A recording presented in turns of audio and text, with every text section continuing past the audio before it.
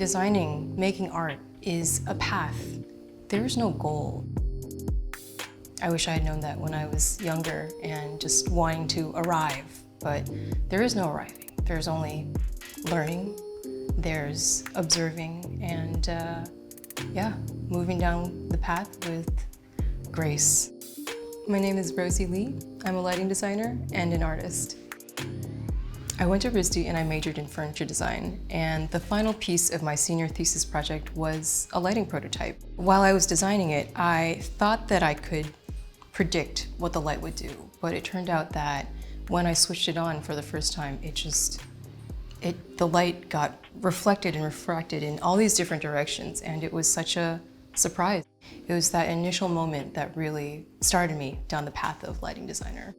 One of our guest critics was Lindsay Adelman, and unbeknownst to me, at the time of the crit, she snapped a picture of my lighting prototype and texted it over to Jason Miller of Rowland Hill. The lighting prototype ended up getting licensed to Rowland Hill, and I worked there for a few years before moving on and starting my own practice. Lindsay was a big supporter at the start. I would credit her with launching my career. It was really women paving the way for other women that really colors the spirit of RISD too. And I feel incredibly privileged and fortunate to have had that experience at RISD that, so well prepared me for where I am today. Really what makes a custom project custom is the attention to details, how is it going to get installed, where is it living, what mood does the client want to evoke. So it can get very nuanced, especially with our approach. Each interior, each room has its own quirks, has its own mood. And so I learned to be very sensitive to all these details that go into our interiors, and learning that you can tailor lighting to a specific environment. I draw inspiration from nature. That's fairly obvious, I think, just looking at my body of work.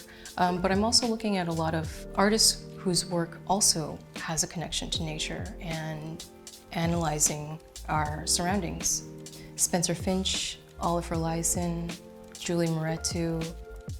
I'm a firm believer in science because science is what allows us to innovate. You do these repetitive tasks day in, day out, and maybe one day you do something slightly different, just a little bit, and that's innovation. I think innovation happens in increments, and these increments build up on one another. All of a sudden, you have something totally new that was a gradual buildup that you haven't even seen coming. These tiny steps that you take are part of the journey. These frustrations, these things, these mistakes, these missteps, they're not missteps. They're part of your process, and they'll continue to guide you, and your experiences will color your path moving forward.